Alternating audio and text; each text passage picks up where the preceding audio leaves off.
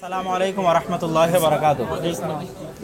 আলহামদুলিল্লাহি ওয়াহদা ওয়াসসালাতু ওয়াসসালামু আলা মান লা নাবিয়্যা বা'দা। যাবতীয় প্রশংসা হামদ ও সানা মহাপরাক্রমশালী আল্লাহ সুবহানাহু ওয়া তাআলার জন্য, শান্তি অবতীর্ণ হোক মুহাম্মদ সাল্লাল্লাহু আলাইহি ওয়াসাল্লামের প্রতি। আজকে আমরা বাইতুল মোকাররম বইমেলায় এসেছি। তো এইবার তথা বাইতুল মোকাররম বইমেলাতেই নতুন কিছু বই আপনারা পাচ্ছেন ইনশাআল্লাহ।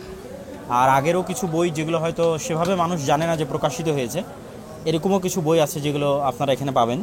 তার মধ্যে যেমন সজল রোশনের সাথে আমার যে বিতর্কটা ছিল, অনেকেই দেখেছে, লক্ষ লক্ষ মানুষ দেখেছে। তো সেখানে কোরআন থেকে আমরা হাদিসের পক্ষে যে দলিলগুলো দিয়েছিলাম, বেসিক্যালি সবগুলো দলিল ছিল কোরআন থেকে, যে হাদিস মানতে হবে এবং হাদিস দলিল হিসেবে গ্রহণযোগ্য। তার একটা দলিলও হাদিস থেকে দেওয়া হয়নি, শুধু কোরআন থেকে দেওয়া হয়েছে। তো সেই দলিলগুলোকে একত্রিত করে আমাদের একটা বই এসেছে, কোরআনের আলোকে হাদিসের অপরিহার্যতা। কোরআনের দৃষ্টিতে বা কোরআনের আলোকে হাদিসের অপরিহার্যতা তথা হাদিস মানতে হবে এবং হাদিস দলিলযোগ্য, এটার মর্মে কোনো হাদিস থেকে দলিল দেওয়া নেই। সব দলিল কোথায় থেকে দেওয়া আছে? কোরআন থেকে দেওয়া আছে। যেহেতু তাদের দাবি যে আমরা শুধু কোরআন মানব, সেহেতু শুধু কোরআন থেকেই দলিল দেওয়া আছে, হাদিস থেকে নয়, যাতে অন্তত এই দলিলগুলোর উত্তর তারা দিক যে হ্যাঁ, কোরআনের এই দলিলগুলো দ্বারা আসলে হাদিস প্রমাণ হচ্ছে না বা অন্য কিছু প্রমাণ হচ্ছে। তো এই বইটা অবশ্যই সকলের জন্য পাঠযোগ্য, বিশেষ করে ইনকারে হাদিসের ফিতনা এখন অনেক ভয়ঙ্কর এবং ভয়াবহ। তো কোরআনের কোন আয়াতগুলো কিভাবে হাদিসের জন্য প্রমাণ বহন করে তা এই বই থেকে আমরা জানতে পারবো। আর এটার ভিডিও ভার্সনটা সজল রোশনের তর্ক বিতর্কে আমি যে দলিলগুলো দিচ্ছিলাম সেগুলো লিখিত আকারে এখানে আছে। আমাদের নতুন বইয়ের মধ্যে রাসূল সাল্লাল্লাহু আলাইহি ওয়াসাল্লামের সুন্নাতের সাথে প্রতিদিন, এটা একটা আরবি বইয়ের অনুবাদ, মাকতাবাতুস সালাফ থেকে হয়েছে।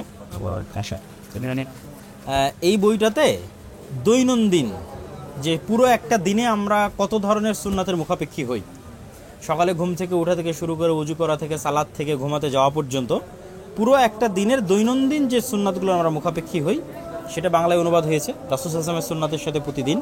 এটা একটা সুন্দর বই। আমাদের মাসিক আল ইতিসামের সম্মানিত সম্পাদক ইমাম আবু হানিফা রাহিমাহুল্লাহর আকীদা বনাম হানাফিদের আকীদা, আব্দুল আলিম ইবনে কাউসার আল মাদানী। ইমাম আবু হানিফা রাহিমাহুল্লাহকে যে আমরা সম্মান করি এবং ওনাকে যে আমরা ভালোবাসি এবং ওনার আকীদাকে যে আমরা লালন করি, সেটাকে সামনে রেখেই আকীদার বিষয়ে উনি কি বলেছেন এবং আকীদার বিষয়ে ইমাম আবু হানিফা রাহিমাহুল্লাহ কি লিখেছেন তা এই বইয়ের মধ্যে আলোচনা করা আছে এবং এটা ধারাবাহিকভাবে মাসিক আল ইতিসামে লিখিত আকারে প্রকাশিত হয়েছে এবং এই ধরনের গবেষণামূলক লেখা মাসিক আল ইতিসামে নিয়মিত থাকে। ফলত আমি মনে করি আপনারা যারা আছেন তাদের নিয়মিত মাসিক আল ইতিসামও প্রতি মাসে, এখানে মাসিক আল ইতিসাম আছে না? একটা দেখাও দেখি, আমাকে দাও দেখি, একটু দেখাই।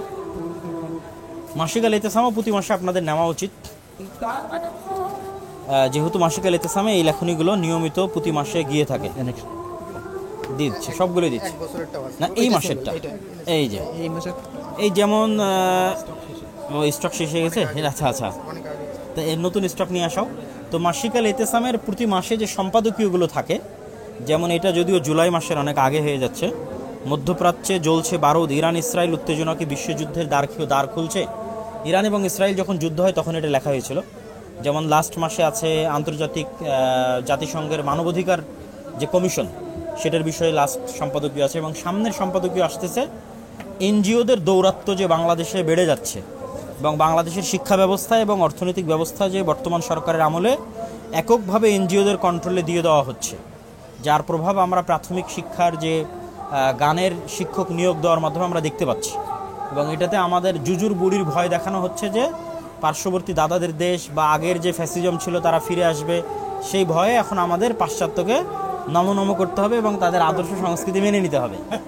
এই থিওরিতে এই জিনিসগুলো ঢুকতেছে এবং আলেম ওলামা যেন কথা না বলে, কেননা কথা বললেই ভয় দেখানো হচ্ছে যে এই অমুক দল ঢুকে যাবে আর অমুক দেশ দখল করে নেবে। কারণ এই দোহাইতে যাতে আমরা আমাদের ইমান আমল বিক্রি করে দিই। তো এইটা নিয়ে সামনে মাসের ইতিসামের সম্পাদকীয় থাকতেছে, এই জন্য ইতিসামকেও গুরুত্ব দেওয়ার চেষ্টা করবেন। ফিলিস্তিনের এই বইটা নিয়ে গত মেলায় আমরা ছিলাম, এই মেলাতেও থাকতেছে।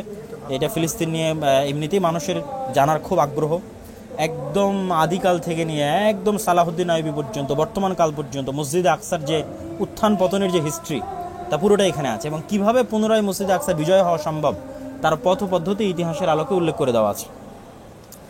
এখন আসি দুটো খুব গুরুত্বপূর্ণ বড় আমাদের প্রকাশনী নিয়ে, একটা হচ্ছে সিলসিলা সহিহা আর একটা হচ্ছে ফিকহুস সালাফ। ফিকহুস সালাফটা হচ্ছে ভারত উপমহাদেশের একজন বড় আলেম নওয়াব সিদ্দিক হাসান খান ভূপালী রাহিমাহুল্লাহ, ওনার লিখিত আর রওজাতুন নাদিয়াহ, যেটা এই বইয়ের সবচেয়ে বড় বৈশিষ্ট্য হচ্ছে কোরআন এবং হাদিসের আলোকে উনি ফিকহ ইস্তেমবাদ করেছেন। আবার যত ফিকহি মাযহাব আছে, 4 মাযহাব যে আমরা বলি, এই 4 মাযহাবের বক্তব্য এখানে তুলে ধরা আছে এবং প্রত্যেক মাযহাবের কি দলিল সেটাও তুলে ধরা আছে। শুধু এটা না যে আমি বলে দিলাম যে হানাফি মাযহাবের এটা মত, কিন্তু হানাফি মাযহাবের দলিল কি সেটা দিলাম না, এটা না। এখানে 4 মাযহাবের মতও আছে, 4 মাযহাবের দলিলও আছে, এবং কি কি কারণে কোন মতটা সঠিক এবং কি কি কারণে অন্য মতগুলো গ্রহণযোগ্য নয় তা কারণ সহ উল্লেখ করা আছে। খুব চমৎকার একটা বই। পুরো বইটা আমাদের অনুবাদ সমাপ্ত হয়েছে 3 খণ্ডে। মানে কেউ যদি সালাফে সালেহিনের ফিক সম্পর্কে জানতে চায় বাংলা ভাষায়, এই বইটা তার জন্য অবশ্য পাঠ্য। ফিকহুস সালাফ সালাফ এটা আমাদের 3 খণ্ডে সমাপ্ত হয়ে গেছে। সিলসিলা সহিহ শেষ হয়েছে না? হ্যাঁ, 3 খণ্ডে সিলসিলা সহিহ শেষ। সিলসিলা সহিহ হচ্ছে, আমরা অনেকেই খুঁজি যে ভাই যদি সহিহ বুখারীতে সব সহিহ হাদিস না থাকে তাহলে একটা বই বলেন যেখানে সব সহিহ হাদিস পাবেন। এই প্রশ্ন অনেক মানুষ করে। তো মোটামুটি সব সহিহ হাদিস বা 90% 80%-এরও বেশি সহিহ হাদিস মোটামুটি এক বইয়ে পাবেন, সেটা নাসিরউদ্দিন আলবানী রাহিমাহুল্লাহ সিলসিলা সহিহা। তো এইটার সবচেয়ে বড় বৈশিষ্ট্য হচ্ছে উনি তো একটা পত্রিকায় বিভিন্নভাবে লিখতেন, বিষয়ভিত্তিক চয়ন করতেন না, কিন্তু এই বইয়ে অনুবাদ করার সময় আরবি যে বই থেকে অনুবাদ করা হয়েছে সেখানে বিষয়ভিত্তিক হাদিসগুলোকে আলাদা করার চেষ্টা করা হয়েছে। এটা যে কোনো মানুষের বোঝার ক্ষেত্রে সুবিধা হবে যে আমি এই বিষয়ের সকল সহিহ হাদিসগুলো এক জায়গায় পাচ্ছি। তবে এই বইয়ের ওপর আমাদের যদিও সিলসিলা সহিহার মূল অনুবাদ আমরা শেষ করেছি, তারপর আমাদের আর একটা কাজ বাকি আছে, সেটা হচ্ছে নাসিরউদ্দিন আলবানী রাহিমাহুল্লাহ অন্য আরও জায়গায় সহি বলেছে কিন্তু সিলসিলা সহিহাতে সহি বলেনি। এই হাদিসগুলো আমরা আর এক খণ্ডে জমা করার আমাদের পরিকল্পনা আছে। তবে এটা অনেক বড় ইলমি কাজ, এটা শুধু অনুবাদের মধ্যে সীমাবদ্ধ নয়। আর সর্বোপরি কিছু সিলেবাসের বইয়ের কথা আজকে বলতে চাচ্ছিলাম, কিন্তু সিলেবাসের বইগুলো নাই, হয়তো ভবিষ্যতে আসতে পারে। তো অন্তত মক্তবের 2টা সিলেবাসের বইয়ের কথা বলি। এটা আমারই লেখা আদর্শ শিক্ষা। এইটার মূল বিষয় হচ্ছে নবীদের সংক্ষিপ্ত ঘটনা উল্লেখ করা আছে, তারপরে আদব কায়দা, বাচ্চারা কী কী আদব কায়দা বলবে সেটার ঘটনা উল্লেখ করা আছে। আমাদের যে শিষ্টাচার অভ্যন্তরীণ সত্যবাদিতা, আমানতদারিতা, ন্যায়পরায়ণতা, যেটার কথা আমি ইদানিং সব বক্তব্যে বলেছি, সেই সত্যবাদিতা, আমানতদারিতা, ন্যায়পরায়ণতার বিভিন্ন ঘটনা উল্লেখ করা আছে। 6টা বিষয়ের আকীদা এবং বিশ্বাস দরকার সেটা উল্লেখ আছে। দৈনন্দিন আমল কি প্রয়োজন, ওযু, সালাত, সেটা উল্লেখ আছে। তথা একটা বইয়ের মধ্যে মোটামুটি একজন মুসলমানের জন্য যা না জানলেই নয় সেটা আছে, এবং এটাই আমাদের মক্তবের সিলেবাস করা আছে। আর কায়দা এটা আমাদের অ্যাপসের মধ্যেও পাবেন, দাওয়াইল অ্যাপসের মধ্যে পুরো কায়দার উচ্চারণ সহ আছে। এটাও আমাদের মক্তবের সিলেবাস, পুরো কায়দার উচ্চারণ সহ আছে। আর মাদ্রাসা এবং স্কুলের সিলেবাসের অন্তর্ভুক্ত করার জন্য আমাদের কিছু বই আছে, সেখানেও কিছু চমৎকার চমৎকার বই আছে। যেমন বাংলা বই আমরা নিজেরাই 5ম শ্রেণী পর্যন্ত সাহিত্যের বই, সাহিত্য সম্ভার নামে, এটা তুমি নিয়ে আসাবা, দরকার আমি আরেকদিন এসে ওইটা নিয়ে কথা বলবো। সাহিত্য সম্ভার, যেটা আমাদের সাহিত্যের বই প্রায় 5ম শ্রেণী পর্যন্ত, যেহেতু আমাদের এখন বাংলা সাহিত্যের বই অসংখ্য বিকৃতি এসেছে, মুসলিম সাহিত্যিকদেরও যে সাহিত্য থাকতে পারে এটা হারিয়ে ফেলে হিন্দুয়ানি সংস্কৃতি সব ঢুকানো হয়েছে। সেই জায়গায় আমরা একটা অল্টারনেটিভ দেওয়ার চেষ্টা করেছি, মুসলিম সাহিত্যিকদের সাহিত্য থেকে শিক্ষণীয় সাহিত্য সম্ভার এবং তালিমুদ্দিন নামে 5ম শ্রেণী পর্যন্ত মোটামুটি দিনের জ্ঞান অর্জন করতে পারবে এই মর্মে। তো এইগুলো সিলেবাস হিসেবে আমাদের এসেছে, এই সিলেবাসগুলো আপনারা অবশ্যই দেখার চেষ্টা করবেন। মিন্নাতুল বাড়ির বিষয়ে অনেকেরই প্রশ্ন যে এইটা 2য় খণ্ডের মাধ্যমে শেষ কিনা। না, এটা আসলে অনেক বড় বই, পুরো সহিহ বুখারীর ব্যাখ্যা এত সহজ নয়। এটা এখনও ধারাবাহিক মাসিক আল ইতিসামে আসতে থাকে, আর এইভাবেই ধারাবাহিক আস্তে আস্তে আমরা 3য় 4র্থ হয়তো আমার পুরো লাইফ পার হয়ে যেতে পারে এই বইটা লেখা শেষ করতে। সুতরাং এটা না হতাশ হওয়ার কিছু নয়, এটা লেখা চলমান আছে, চলতে থাকবে। শায়েখ আব্দুর রাজ্জাক বিন ইউসুফের তাফসির, এটা অনেকেই জানতে চায়, তাওজিহুল কোরআন, প্রতিটা আয়াতের অধীনে ওই সম্পৃক্ত আরও আয়াত, ওই সম্পৃক্ত সহিহ হাদিস, ওই সম্পৃক্ত জয়ীফ হাদিস, সালাফে সালিহিন কী বলে, এরকম চমৎকার একটা বিন্যাসের উপর এটা বাংলাদেশে প্রথম এই ধরনের তাফসির।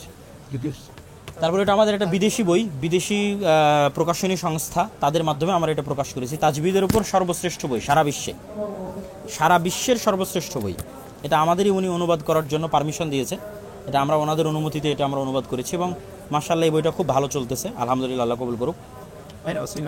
কিশলয়, এটা আমাদের ছাত্রদের, জামিয়া সালাফের ছাত্ররা, এটা ডিজাইনও ছাত্রদের। এই যে উপরের যে ডিজাইন দেখা যাচ্ছে এটা আমাদের স্টাফের না, ডিজাইনও ছাত্রদের। ভিতরের যে কাজ টাইপ এটাও ছাত্রদের, ভিতরের যে ইনডিজাইন এটাও ছাত্রদের, ঠিক আছে। গ্রাফিক্স যে ডিজাইন সেটাও ছাত্রদের, লেখা এটাও ছাত্রদের, সম্পাদনা এটাও ছাত্রদের। তথা এই পুরোটাই ক্লাস 8, 9, 10, একাদশ, দ্বাদশ শ্রেণীর ছাত্রদের হাতে তৈরি হওয়া। নাম এইভাবে উল্লেখ করার দরকার নাই, কেননা দেখা যাচ্ছে সে আজকে দায়িত্বে আছে, ভবিষ্যতে আরেকজন দায়িত্বে আসবে। সে আমাদের ছাত্র, মাশাআল্লাহ খুব মেধাবী, তারও নিয়মিত লেখনী থাকে, এবং আরও যারা এখানে দায়িত্ব পালন করতেছে তাদের সকলের লেখনী এখানে নিয়মিত আসতে থাকবে। তো সেক্ষেত্রে এবং আমিও টুকটাক কিছু লেখার চেষ্টা করেছিলাম এবং আমারও হয়তো লেখনী থাকবে নিয়মিত ইনশাল্লাহ। তো এটাকে গুরুত্ব দেওয়ার আপনারা চেষ্টা করবেন কিশলয়কে, সকলেই এটার সাথে সম্পৃক্ত হবেন।